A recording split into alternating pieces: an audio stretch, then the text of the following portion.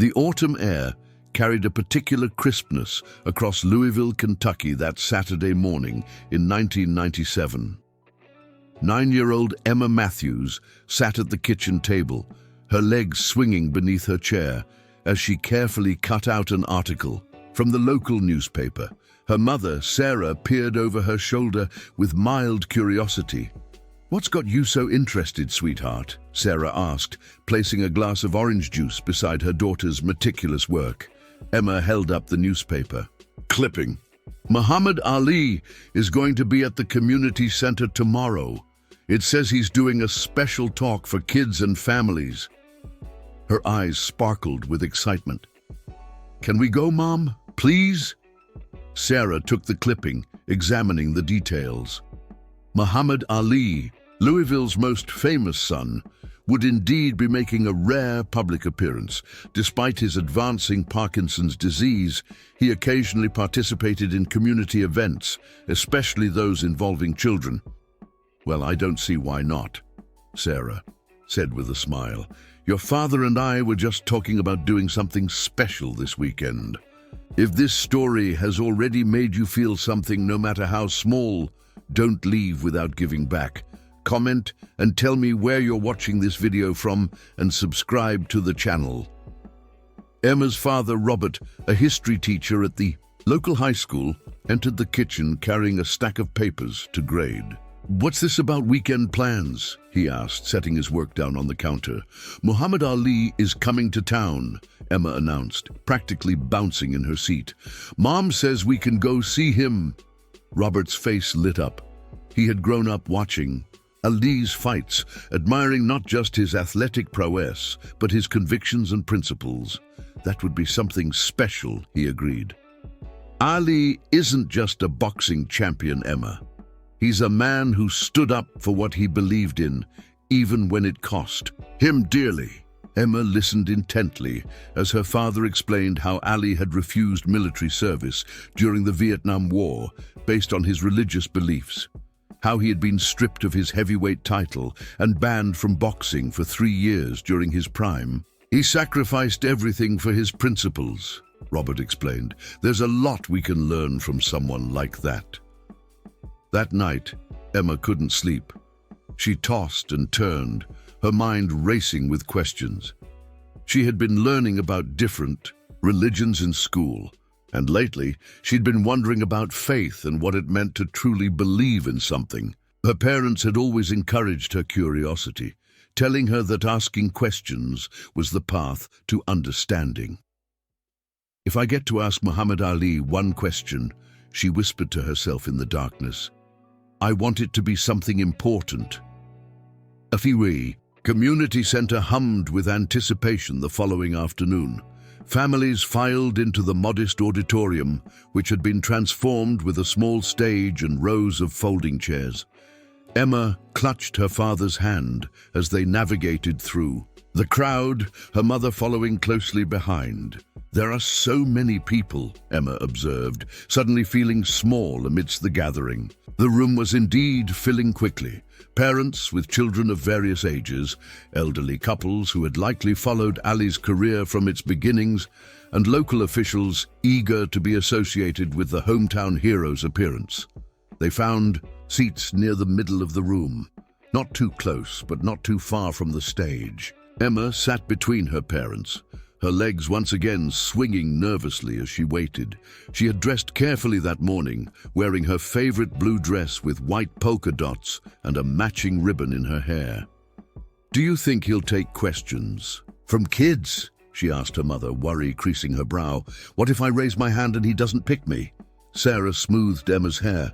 "All you can do is try, sweetheart. And remember, even if you don't get to ask your question, just being here to listen to him is special too." A hush fell over the crowd as the center's director approached the microphone. He welcomed everyone and spoke briefly about Ali's connections to the community, his ongoing charitable work, and his lasting legacy. Then, with reverent tones, he introduced the man himself. Muhammad Ali moved slowly toward the stage, his steps measured and deliberate, the effects of Parkinson's evident in his restricted movements. Yet there was still an unmistakable dignity in his bearing, a presence that commanded attention without demanding it. A younger man, an assistant or family member, helped him navigate the few steps to the stage. The audience rose in a standing ovation.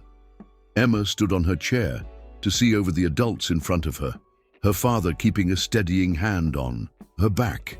Ali raised a trembling hand in acknowledgement, his face showing little expression, another effect of his condition, but his eyes remained bright and alert, scanning the crowd with intelligence and warmth. When he reached the microphone, the assistant adjusted it to his height. Ali didn't speak immediately.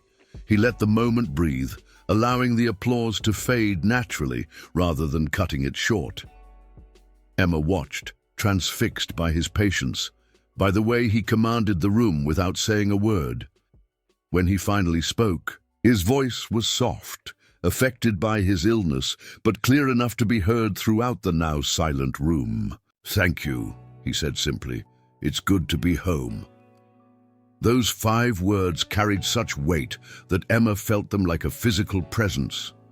She slid back into her seat, leaning forward, determined not to miss a single moment. For nearly 40 minutes, Muhammad Ali spoke to the audience, occasionally assisted by his companion, when his words became too difficult to understand. Despite his physical limitations, his mind remained sharp, his humor intact.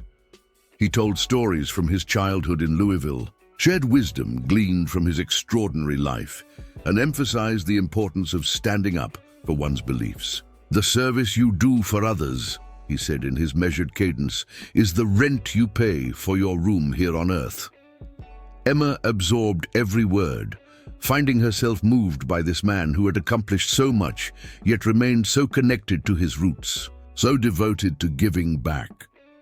When the time came for questions, her hand shot up immediately, stretching as high as her small arm would allow. Several adults were called upon first.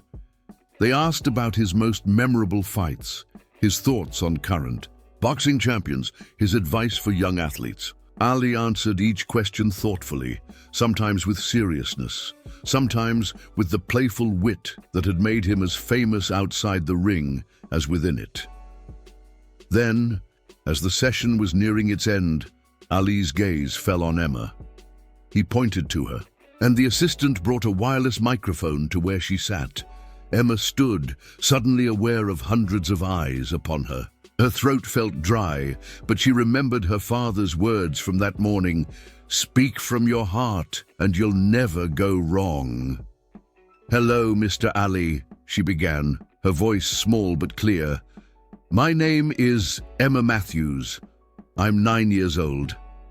Ali smiled, nodding encouragingly. "I've been thinking a lot about what it means to believe in something," she continued, gaining confidence. "My teacher says you changed your name and refused to fight in a war because of your religious beliefs, even though it hurt your career. That must have been really hard." She paused, gathering her courage for the question that had kept her awake the night before. "What I want to ask is, do you believe in God? And if you do, how do you know for sure?" A hush fell over the room. Parents exchanged glances, some appearing uncomfortable with such a direct and profound question coming from someone so young. But Ali didn't seem bothered at all. In fact, a light seemed to spark in his eyes, as if Emma's question had touched something essential within him. He took a moment before answering, his gaze never leaving the young girl. When he spoke, his voice carried a clarity that had been absent in some of his earlier responses. "Little sister," he began, "that's the most important question anyone can ask. Yes, I believe in God. I believe with every beat of my heart and every breath I take." He paused, seeming to choose his next words carefully. "How do I know? I look at the stars in the night sky, countless and perfect. I watch a butterfly emerge from its cocoon, a miracle of transformation. I see newborn babies with their tiny fingers and infinite possibilities. I feel the love between people, the kind of love that makes you sacrifice everything for someone else." His hands, which had been trembling throughout the event, seemed to steady as he continued. Faith isn't about knowing with your mind, young Emma. It's about feeling with your soul. Some people need proof for everything. They want God to appear like a magic trick, but the greatest truths aren't seen with your eyes. They're felt with your heart. He leaned forward slightly, as if speaking directly to Emma alone, though. His words reached every corner of the now silent room. When I refused to step forward in that draft line, I wasn't just standing on principle. I was standing on faith. I didn't know what would happen to me. I only knew what I believed. And here's something I've learned in all my years. When you find something worth believing in, whether it's God, justice, love, or truth, hold on to it, even when it costs you, especially when it costs you. He straightened up again, a subtle smile playing across his features. Does that answer your question, little sister? Emma nodded, speechless, overwhelmed by the gravity of his response and the complete silence that had enveloped the room. Every adult, every child sat motionless, as if afraid that the slightest movement might break the spell of the moment. The drive home from the community center was unusually quiet. Emma sat in the back seat, gazing out the window, replaying Ali's words in her mind. Her parents exchanged glances, but didn't interrupt her thoughts. It wasn't until they were sitting around the dinner table that evening that Emma finally spoke about what had happened. "Do you think I asked a good question?" she ventured, pushing her peas around her plate. Robert reached across the table and squeezed her hand. "Emma, I've never been more proud of you. That was a question that adults are often too afraid to ask, especially in public." "But everyone got so quiet," Emma said. "I thought maybe I did something wrong." Sarah shook her head. "That silence wasn't disapproval, sweetheart. It was reflection. You gave everyone in that room something to think about, including Muhammad Ali himself." Over the following days, Emma discovered just how true her mother's words had been.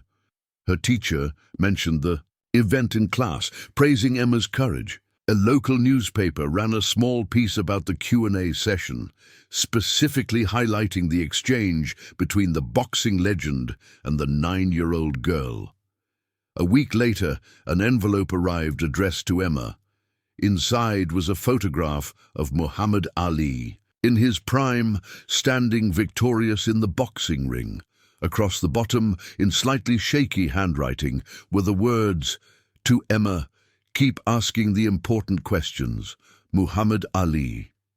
Also enclosed was a brief note from Ali's wife explaining that her husband had been deeply moved by Emma's question and wanted her to have this memento. "He said to tell you that sometimes the questions we ask are more important than the answers we receive," the note read. "He believes you have a special spirit." Emma carefully framed both the photograph and the note, placing them on the desk, in her bedroom where she could see them every day. They became a touchstone for her, a reminder of the power of curiosity and the importance of asking meaningful questions. As she grew older, Emma often reflected on that autumn day and the lesson she had learned from Muhammad Ali. It wasn't just about faith or belief, it was about having the courage to seek understanding, to voice the questions that resided in her heart, and to listen deeply to the answers. Years later, when Emma became a journalist, interviewers would occasionally ask her what had inspired her career choice. She would smile and tell them about a certain Saturday in Louisville, when a 9-year-old girl asked a simple question and a champion gave an answer that left a room in silence. A silence filled with the sound of minds opening and hearts understanding. In that moment, Emma had learned that the most profound connections between people often begin with a sincere question and an honest answer, and that sometimes the most powerful response isn't found in words at all, but in the thoughtful silence that follows. If you made it this far and felt every word, don't leave without subscribing, okay? I tell these stories with my heart in my hands to reach people like you, who feel, who get emotional, who truly live. If this touched you, give back. Comment.